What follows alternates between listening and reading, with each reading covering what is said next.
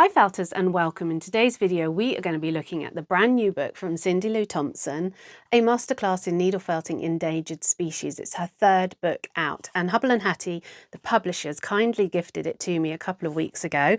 I would have bought it anyway, but I've had a chance to have a look through, so let me show you it.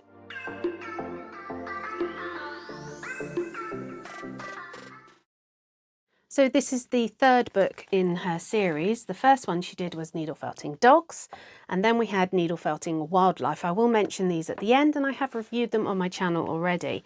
But I'd just like to show you some of Cindy Lou-Thompson's work firstly. So this is some horses that she's done.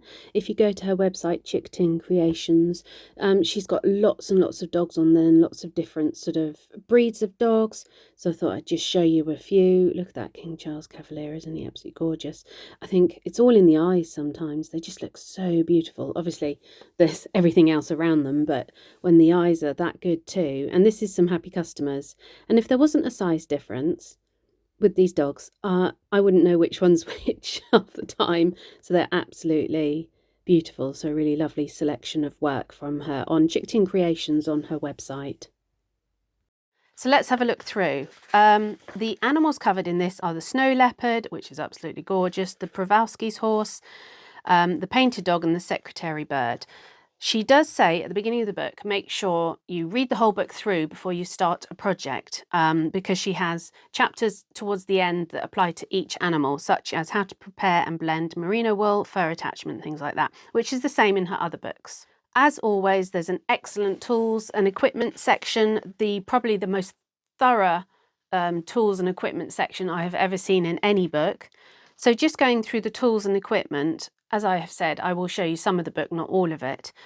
Needles, she does say she doesn't say what needles she's going to use for what, because she's quite right. Needles are very particular to each person, and like I don't like star needles, some people do. So she says try a range of needles and find what's best for you.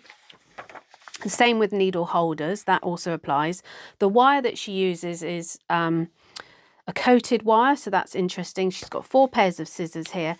Eyes, very interesting. If you want to learn how to do eyes, all of her books are fantastic for that. And she does have a template, I think, on her website that you can download, and I'm sure it's free.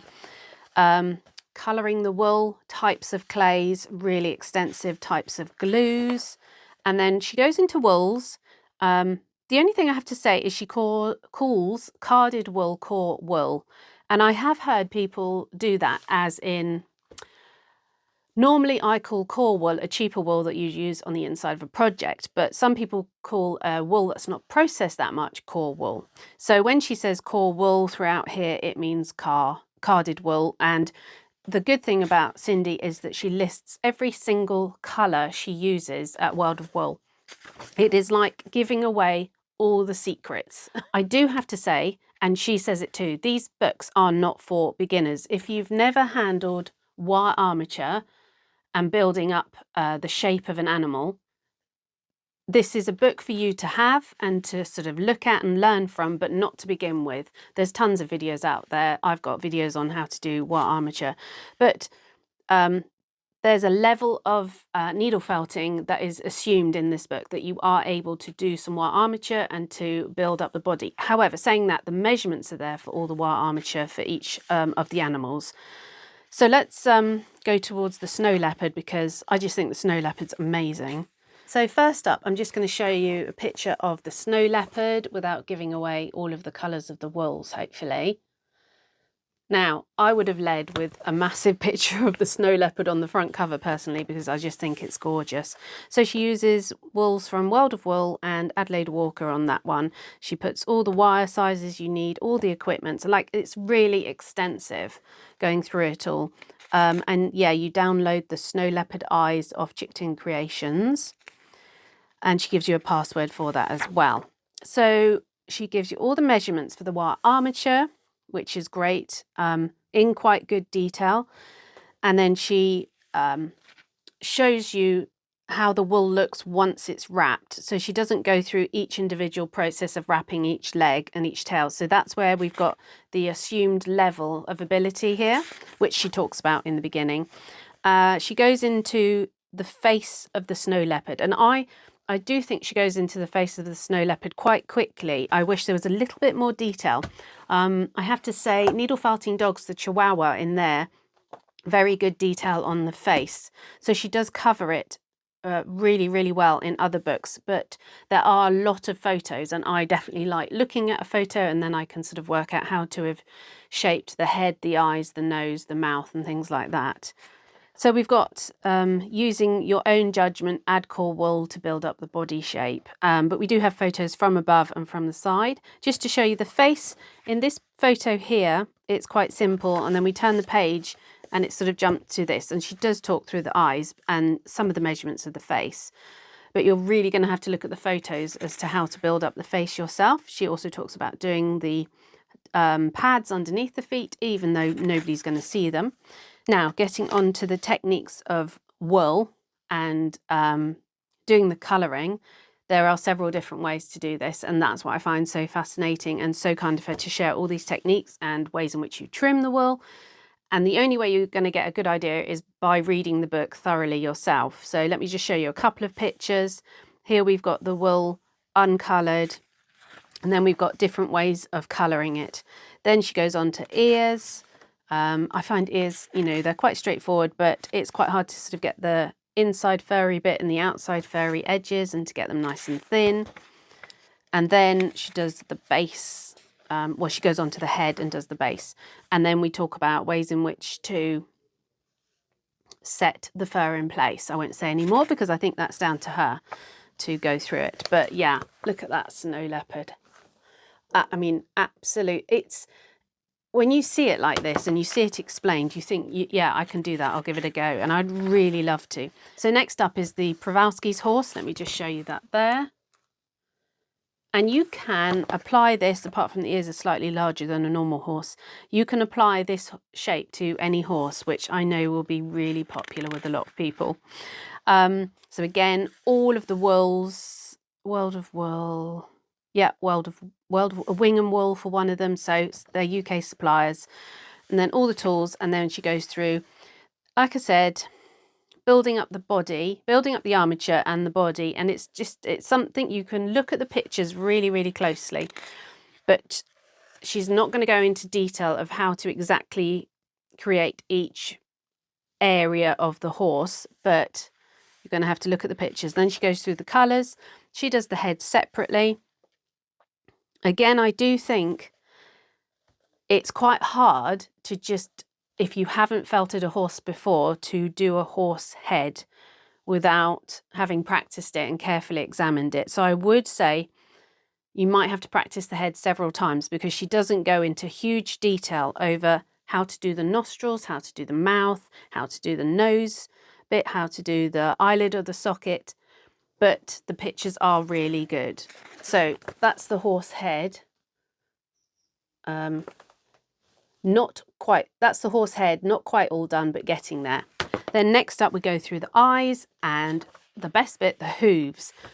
Amazing technique for doing the hooves, and I'm really keen to try it, so I think that will be great. And finishing off the eyes and ears and then the mane and tail. So those are all quite straightforward towards the end. The use of pan pastels is quite heavy in the book too, so I think these are all really good needle felting skills for you to build up and to have this repertoire of things to try to fall back on and see which you like the most. So let me just show you the horse towards the end. She helps you do the base and how to attach it to the base as well, which is something I don't necessarily attach my felts to a base. So there we go.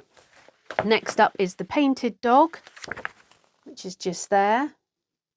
And really interesting techniques on how to do short fur using a mini iron and a reverse needle. So that's a really, especially if you're into dogs, that's a really good, interesting one to go and look at. Quite detailed pictures of the face. And then lastly, the secretary bird, I think it is. Let's just see. The secretary bird, so that's on the front cover there. I think it's interesting to look at the sculpture and to work out, especially with birds, how to platform them out so they'll stand up. So that's why she's got the snake in the mouth. And there are 3 different ways or 3 different types of feathers to do. So that's a really interesting skill to look at. I'm not one for birds. One day, maybe I'll get into them. And then we go on to, actually, the bird head is really good. I will just show you that. So there's the bird head sort of going through it. So that's definitely very detailed. And then we've got how to prepare and blend merino wool. And I think this is her most well explained part of blending compared to the other books. And then fur attachment. Now, in some of her other books, she does have problem solving. So that's good to have a read of those. She doesn't have problem solving in this one, but she does have some suppliers. So I would say, if you're an absolute beginner, put it on your Christmas list, get it, read it, and work towards it. I definitely think you would get a real jump start by having this book. Basically, I think you need all 3. They are the best needle felting books out there. Needle felting dogs, you might be able to skip that one.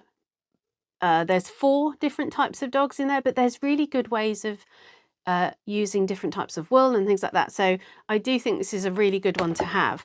This is essential because everyone loves doing a bit of wildlife, don't they? And the hair is probably one of the most commonly needle felted items, and it is really extensive. Let me just show you. Oh, wow, that's the badger. Oh, it's lovely. Let me see. It's a badger, a fox. Look at the fox. I'm sure you've probably got this book.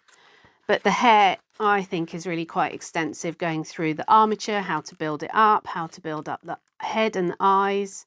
So yeah, the hair has all the wrapping of the wire, how to go through it all. And then going through the head, the nose and the eye detail. So this is definitely one you should put on your list. And then this one's great. In particular, my favourite is definitely the snow leopard and the horse. But the dog one is obviously going to be having some similarities to the dogs here. And then if you're interested in birds and feathers, that's really a great animal to look at as well. So get these on your Christmas list. I thoroughly recommend it. And this one, like I said, it's shown out as the 15th, which is in a couple of days, but I think some people have received their pre-order already. So thanks for watching. I hope you've enjoyed that. And let me know in the comments if you've got this book or if you've got any of her other books and what you think of them and what the next book should be that she should write, because she will probably read your comments. So thanks for watching, everybody. Take care and see you again soon.